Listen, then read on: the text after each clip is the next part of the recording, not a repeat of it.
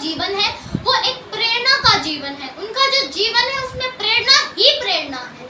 आजकल हम सभी लोग हैं जो छोटी सी परेशानी लेकर बैठ जाते हैं, बड़े तंग हो जाते हैं, अपना सिर पकड़कर बैठ जाते हैं कि अब इस परेशानी को दूर कैसे करें। हम ये नहीं सोचते कि इस परेशानी का हल कैसे होगा। अगर हमने कथा को अपने जीवन में अपनाया होगा तो हम ये कथा नहीं, हम ऐसे नहीं सोचते कि यह परेशानी, हम परेशानी को नहीं अपितु उसके हल को देखते, उस परेशानी का समाधान देखते कि अब इस परेशानी का समाधान क्या है। वैसे तो आजकल के माता पिता आप सभी सोचते हैं कि हमारे बच्चा ऐसा बना, ऐसे बने, ऐसे बने, ऐसे बने, लेकिन हम बच्चों के लिए तो ऐसे सोचते हैं कि हमारा बच्चा ऐसा बने, लेकिन अपने जीवन में हमें हमारा है, हम ऐसे हैं अपने जीवन में। हम कहते हैं बेटा सच बोलो। क्या आप अपने बारे में सोचिए, आप सच हर बात में सच बोलते, तो इसलिए बच्चे बताने से इतना नहीं सीखते जितना वो घर में जो चीज होती है वो करने से।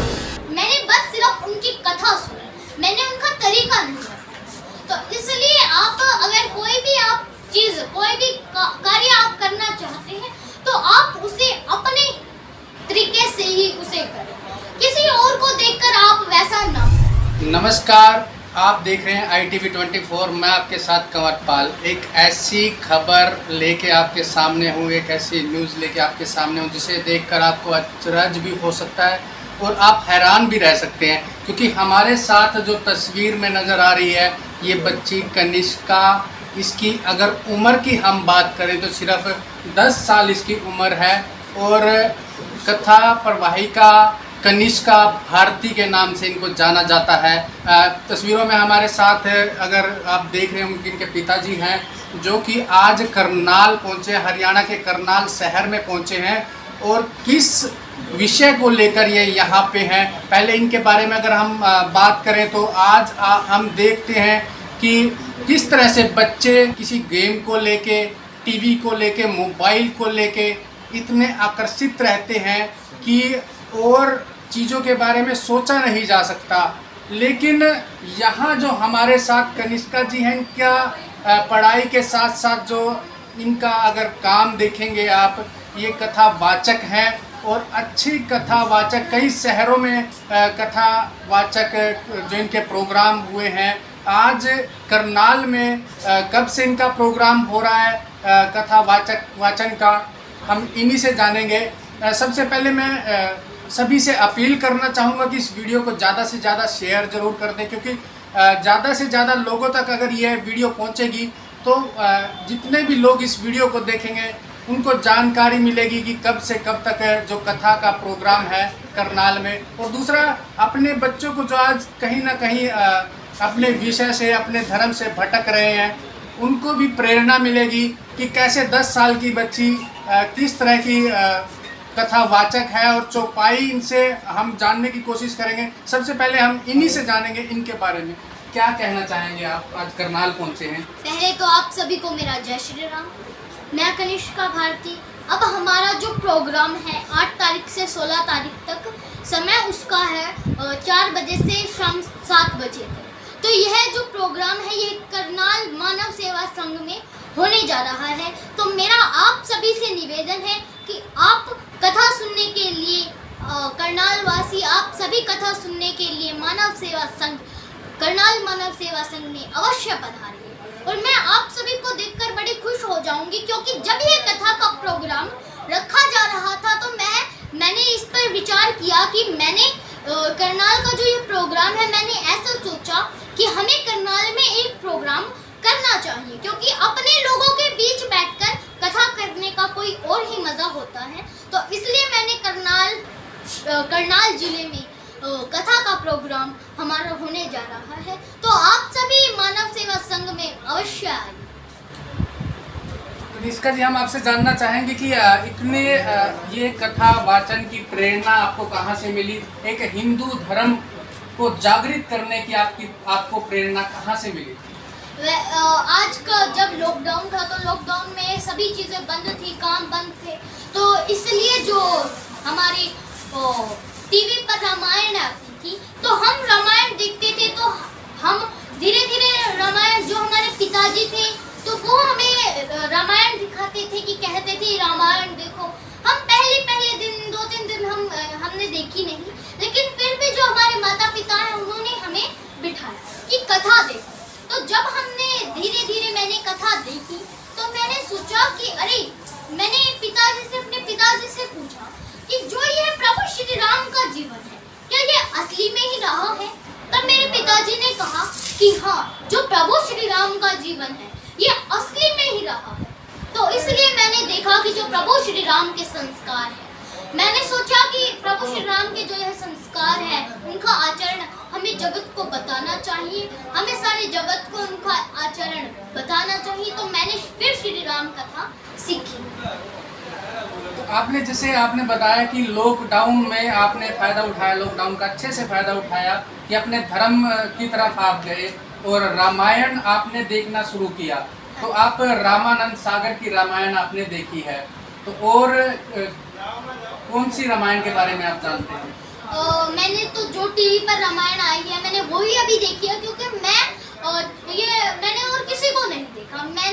मैं सोचती हूँ कि जो मेरा कथा करने का तरीका है वो मेरा अपना तरीका होना चाहिए, किसी और को देखकर वैसा मेरा तरीका नहीं होना चाहिए, एक अलग अपना तरीका होना चाहिए। तो मैंने बस सिर्फ उनकी कथा सुनी, मैंने उनका तरीका नहीं सुना। तो इसलिए आप अगर कोई भी कार्य आप करना चाहते हैं तो आप उसे अपने तरीके से ही उसे करें, किसी और को देखकर आप वैसा ना करें। तो आप श्री राम की कथा करते हैं या और भी कथा कोई करते हैं? नहीं, अभी मुझे 9 महीने ही हुए हैं श्री राम कथा करते हुए, तो अभी मैंने श्री राम कथा ही करी है। तो मैं ये चाहती हूँ कि जब मेरा 10वां 11वां प्रोग्राम श्री राम कथा का हो जाएगा तो मैं श्रीमद् भागवत कथा भी सीखूंगी। तो आपने जैसे कहा कि मैंने रामायण देखी, तो आपने रामायण से प्रेरणा क्या ली है? पहले तो हाँ, आप सभी जो ये प्रेरणा की बात है, हम कथा सुनते हैं लेकिन हम कथा को बाहर से सुनते हैं। अगर हम कथा सुनते हैं और अपने जीवन में कथा सुनने से परिवर्तन भी लाना चाहिए, क्योंकि अगर हम बाहर से कथा सुनते हैं और अंदर से हमारे जीवन में कोई परिवर्तन नहीं आता तो ऐसी कथा सुनने से कोई लाभ ही नहीं होगा। तो हमारे जीवन में कथा सुनने से कोई ना कोई परिवर्तन होना ही चाहिए, क्योंकि जो प्रभु श्री राम का जीवन है वो एक प्रेरणा का जीवन है। उनका जो जीवन है उसमें प्रेरणा ही प्रेरणा है। आजकल हम सभी लोग हैं जो छोटी सी परेशानी लेकर बैठ जाते हैं, बड़े तंग हो जाते हैं, अपना सिर पकड़कर बैठ जाते हैं कि अब इस परेशानी को दूर कैसे करें। हम ये नहीं सोचते कि इस परेशानी का हल कैसे होगा। अगर हमने कथा को अपने जीवन में अपनाया होगा तो हम ऐसे नहीं सोचते कि यह परेशानी, हम परेशानी को नहीं अपितु उसके हल को देखते, उस परेशानी का समाधान देखते कि अब इस परेशानी का समाधान क्या है। इसका जैसे हम देखते हैं, रामायण देखते हैं और भी कई प्रोग्राम इस तरह के देखते हैं। हम जैसे कहने में भी आता है कि श्री राम को मानो, श्री राम की भी मानो, तो उस पर क्या कहना चाहेंगे? मैं तो यही कहना चाहती हूँ कि मैं जो भगवान श्री राम की प्रेरणा है मैं बताती नहीं हूँ, लेकिन अपने जीवन में भी उसे अपनाने की कोशिश कर रही हूँ। और मैं थोड़ा सा तो अपने जीवन में परिवर्तन ला ही रही हूँ और धीरे धीरे तो अपने जीवन में परिवर्तन दे ही दूँगी। तो इस कथावाचक बनने के बाद आपके जीवन में कितना बदलाव आपने महसूस किया है? क्योंकि हम अपना जो जीवन जीते हैं उसको लेके हमारा जीवन में कुछ न कुछ बदलाव आता है, नए मोड़ आते हैं। तो आपके जीवन में कथावाचक बनने के बाद क्या नया मोड़ आया? वैसे मैं अपने आजकल जो मैंने श्री राम कथा सुनी और देखी, तो हमें जो कथा के माध्यम से अलग अलग गाँव में, अलग अलग शहरों में दूर दूर जाने का जो यह एक सौभाग्य भी मुझे प्राप्त हो गया है। और एक कोई आम इंसान बनने से, एक आम इंसान बनकर भी नहीं, अभी तो एक बड़ा इंसान बनकर जाने में मुझे ये भी बड़ी अच्छी लगती है बात। वैसे तो हम घूम सकते हैं कहीं भी, आप और हम घूम सकते हैं। अब साधारण व्यक्ति बनकर हम कहीं भी घूम सकते हैं, लेकिन हम आपस में अकेले अकेले अकेले घूम रहे हैं। ऐसे घूमने से मुझे अच्छा लगता ही नहीं। तो वही बात मैं अभी पूछने जा रहा हूँ कि आप जैसे आप पहले आम इंसान की तरह रहते थे, जैसे और बच्चे रहते हैं, अब जो है लाखों लोगों की नज़र आप पे रहती है, तो कैसा महसूस करते हैं? वैसे तो मैं गांव में एक साधारण बच्ची हूँ, क्योंकि जो हमारा गांव है वहाँ के लोगों से हमें बड़ा नहीं बनकर रहना चाहिए, क्योंकि जो हमारे गांव वाले लोग हैं वो तो हमारा एक परिवार, हमें अपने गांव के लोगों को एक परिवार मानना चाहिए, हमें कभी भी उनसे बड़ा बनना नहीं चाहिए। तो इसलिए हमें कभी भी उनसे बड़ा बनना नहीं चाहिए।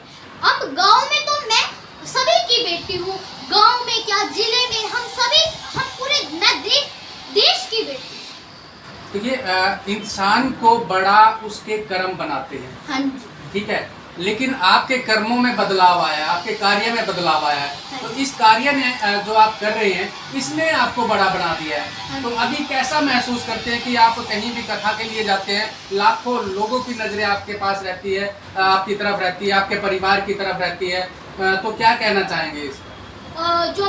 आप देखिए, जो कथा सुनने के लिए लोग आते हैं उनका भाव देखकर मुझे बड़ा अच्छा लगता है, क्योंकि उनका जो भाव है वो श्री राम कथा के प्रति इतना भाव है। जो मेरी पहली कथा थी वो लोगों का इतना भाव उसके श्री राम कथा के प्रति था, तो मेरा जो इंटरेस्ट है वो इसके प्रति, श्री राम कथा के प्रति और बढ़ने लगा, क्योंकि जिस चीज के बारे में लोग जानने की कोशिश करते हैं, जो चीज अच्छी लोगों को लगती है, जो चीज लोगों को अच्छी लगती है, तो अगर हम वो करते हैं तो बड़ा अच्छा लगता है।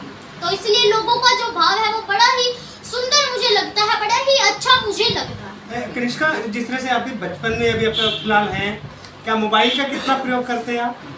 वैसे तो मैं मोबाइल का प्रयोग करती ही नहीं, लेकिन कभी कभी जो रामचरितमानस है, रामायण देखने के लिए मैं रामायण का प्रयोग, फोन का प्रयोग कर लेती हूँ, क्योंकि आजकल जो मुझे किसी चीज में कंफ्यूजन लगती है तो मैं उसे दूर कर लेती हूँ रामायण सुनकर। एक क्वेश्चन और मैं आपसे पूछना चाहूँगा कि जैसे पेरेंट्स होते हैं, माता पिता होते हैं, ठीक है, वो अपने बच्चों को चाहते हैं कि हमारा बच्चा कुछ अच्छा बने, कुछ अच्छा सीखे, उसके लिए अलग अलग तरीके अपनाते हैं, जैसे गेम में बच्चों को भेजते हैं या किसी तरह की कोचिंग दिलवाते हैं। तो आप अपने जो माता पिता हैं उनके लिए क्या कहना चाहेंगे कि उन्होंने जो आपके लिए किया है? वैसे तो आजकल के माता पिता आप सभी सोचते हैं कि हमारे बच्चा ऐसा बना, ऐसे बने, ऐसे बने, ऐसे बने, लेकिन हम बच्चों के लिए तो ऐसे सोचते हैं कि हमारा बच्चा ऐसा बने, लेकिन अपने जीवन में हम ऐसे हैं अपने जीवन में, हम कहते हैं बेटा सच बोलो। क्या आप अपने बारे में सोचिए, आप सच हर बात में सच बोलते, तो इसलिए बच्चे बताने से इतना नहीं सीखते जितना वो घर में जो चीज होती है वो करने से सीखते। तो बच्चों के लिए जैसे आप क्या चाहते हैं कि पेरेंट्स किस तरह से अपने बच्चों का ध्यान रख सकते हैं, क्या कहना चाहेंगे? पहले तो जो पेरेंट्स है वो अपने जीवन में परिवर्तन लाए, क्योंकि आजकल जो माता पिता है वो फोन में बड़े व्यस्त रहते हैं। तो पहले तो आप सभी फोन को त्याग दें और नित्य, अगर आप रामचरितमानस का पाठ अपने बच्चों को नहीं करा सकते तो कृपया मैं यही कहना चाहूंगी कि अलग अलग चौपाई, हर दिन अलग अलग चौपाई रामचरितमानस की आप अपने बच्चों को करवाएं, उनका अर्थ उनको बताएं, तो हमारे बच्चों के जीवन में अगर हम रामायण अपने बच्चों को दिखाते हैं तो उनके जो जीवन में अवश्य परिवर्तन हो सकता है, और अपने जीवन में भी उसे उतार लेते हैं, तो इससे अच्छी बात तो कोई हो ही नहीं सकती। तो जैसा कि आपने देखा, हमें कनिष्का ने बताया कि किस तरह से हम अपने जीवन में बदलाव कर सकते हैं, क्योंकि जीवन में बदलाव आपको नज़र ही आ रहा होगा कि किस तरह के ये बच्चे रहते हैं और किस तरह से बच्चे, आज का युग अगर हम देखें कि किस तरह से गेम में पबजी गेम होगी या मोबाइल पे और गेम है, उनसे इतने व्यस्त रहते हैं कि उनको ये भी नहीं पता होता कि हमारे माता पिता यहाँ पर हैं या नहीं है। तो यहाँ आप अपने बच्चों को प्रेरणा दे सकते हैं, जैसे कि इन्होंने बताया कि इतने दिन का प्रोग्राम यहाँ पे करनाल में ये करने जा रहे हैं, कथा वाचन का प्रोग्राम है। अपने बच्चों को भी लाएं और खुद भी आएँ, क्योंकि इतने जीवन में हम व्यस्त हो चुके हैं, उससे हम अपने धर्म की तरफ हमारा ध्यान नहीं रहा कि हिंदू धर्म क्या है। यहाँ से बच्चे प्रेरणा लेंगे कि किस तरह से हम अपने धर्म के साथ जुड़ सकते हैं, श्री राम जी के साथ जुड़ सकते हैं। इनके साथ आप नज़र आ रहा होगा कि इनके पिता हैं। हम उनसे भी जानना चाहेंगे कि जैसे कनिष्का आज एक सिर्फ हरियाणा में ही नहीं देश में नाम लोग इनका जानते हैं, इनकी कथाएं ऑनलाइन भी सुनते हैं। तो इनको क्या बदलाव अपने जीवन में लगा कि जैसे कनिष्का ने कथा वाचन शुरू किया, तो उसके बाद जीवन में खुद के जीवन में क्या बदलाव आपको महसूस हुआ? खुद के जीवन में यही बदलाव है कि पहले अब कनिष्का को लोग पहचानते हैं, तो जब इनको पहचानते हैं तो हर पिता को अपने यदि बच्चे के नाम से उनको लोग जानने लगे तो ये बड़े सौभाग्य की बात होती है। और विशेषकर मैं तो ऐसा सौभाग्यशाली पिता हूँ कि जैसा कि लोग ना बेटियों को कम समझते हैं, है ना, और ये कनिष्का ऐसी बेटी है कि जिसका पिता होने पर मुझे गर्व है। तो इससे बड़े भाग्य की सौभाग्य की बात और क्या हो सकती है। देखिए, ये तो हर माता पिता चाहते हैं अपना गर्व महसूस करना कि उनका बच्चा किसी न किसी तरीके से आगे आए और अपना भी नाम रोशन करे, अपने माता पिता का नाम रोशन करे, अपने देश का नाम रोशन करे। आप जैसे इन्होंने बताया कि लगभग 2 साल से ये कथा वाचन में है लॉकडाउन से, तो इनके जीवन में और अपने जीवन को कहाँ देखते हैं? नहीं, ये 2 साल से नहीं, जो अंतिम लॉकडाउन था 9 महीने पहले का, ये मार्च का जो था, पिछले मार्च का, वहाँ से इन्होंने शुरू किया था और वहाँ से भी सीखना शुरू किया था। तो लगभग 2 से 2.5 महीने का वो सफ़र रहा। उसके बाद कथाओं का सिलसिला शुरू हुआ और ये जिस बदलाव की आप बात करते हैं, वैसा कनिष्का का भी ये मानना है। कनिष्का बोलती है ये बात हमेशा कि नहीं, हमें अपने अंदर वो बदलाव लेके नहीं आना, कभी भी हमें कोई सेलिब्रिटी की तरह नहीं रहना, है ना। कनिष्का अब भी बच्चों के साथ खेलती है। ये जैसे ही स्कूल से आती है तब ये बच्चों के साथ वैसे ही कथावाचक की तरह नहीं रहती है, ये फिर बच्चों के साथ खेलती है। जो इसका बचपन है वो वैसे का वैसा ही है। ये उनके साथ शरारतें भी करती है, हमारे साथ भी झगड़ती है ना। तो वो बदलाव ऐसा कोई हम ना महसूस करते और ना उसको जीवन में करना चाहते। हम साधारण से लोग हैं और साधारण से ही बना रहना चाहते हैं। तो फिर इसका एक अंतिम क्वेश्चन आपसे करना चाहूँगा, अंतिम प्रश्न करना चाहूँगा कि हिंदू धर्म के बारे में आप क्या कहना चाहेंगे, और जो आजकल के बच्चे हैं, आपकी एज के बच्चे हैं, उनको क्या कहना चाहेंगे? वैसे तो आजकल जो हमारा हिंदू धर्म है, सनातन धर्म है, वो धीरे धीरे खत्म होता जा रहा है। तो पहले तो जो हमारा हिंदू धर्म सनातन धर्म खत्म होता जा रहा है, तो हमें कथा करनी, हमें श्री राम कथा, मैं चाहती हूँ कि हम जो कथा सुनने के लिए आते हैं, तो जो कथा सुनने के लिए लोग आए, मनुष्य आए, तो अगर उसमें से कोई 1-2 आदमी ही कुछ सीख कर जाए और वो आगे बताए और फिर वो आगे ऐसे ऐसे करके बताते रहे, तो हम पूरे जगत को यह पता लग जाएगा, श्री राम कथा के बारे में, श्री राम भगवान के बारे में पता लग जाएगा। तो इसलिए हम यही चाहते हैं कि आप अपने बच्चों में अच्छे संस्कार पैदा करें, उनको अच्छा संस्कारवान बनाएं। हम चाहते हैं कि हमारे बच्चों में संस्कार होने चाहिए। वैसे तो सभी माता पिता चाहते हैं हमारे बच्चों में संस्कार होने चाहिए। तो पहले तो आप सभी को फोन से दूर रहना होगा, क्योंकि फोन आजकल बड़े छोटे छोटे बच्चे भी, आजकल कोई बड़े माता पिता या फिर कोई भी इंसान हो, अगर जगत में वैसे तो कोई ऐसा बचा ही नहीं है जिसे एंड्रॉइड फोन चलाना नहीं। और आजकल तो छोटे छोटे बच्चों को भी फोन चलाना आ गया है। तो कृपया आप माता पिता पहले तो आप अपने फोनों को दूर रखें और फिर बच्चों को रामचरितमानस पूरे दिन में आप पूरी नहीं करवा सकते, तो आप अपने बच्चों को या तो एक चौपाई, हर रोज अलग अलग चौपाई अपने बच्चों को पढ़ाएं, जिससे उनके जीवन में परिवर्तन आ सकता है। तो जैसा कि आपने देखा, कनिष्का ने हमें बताया कि कैसे अपने जीवन में हम इनसे प्रेरणा ले सकते हैं। जो बच्चे आजकल के बच्चे हैं या इन हिंदू धर्म के लोग हैं, वो इनसे प्रेरणा ले सकते हैं कि हमें अपने धर्म के साथ कैसे चलना है और कैसे हम जागृत कर सकते हैं। क्योंकि आज का समय अगर हम देखें, हर इंसान इतना व्यस्त हो चुका है कि उसके पास खाना खाने तक का टाइम नहीं है। लेकिन अगर अपने जीवन में कुछ बदलाव करना है तो यहाँ से ज़रूर प्रेरणा ले सकते हैं। मैं आपके साथ कंवर पाल, देखते रहिए ITV24।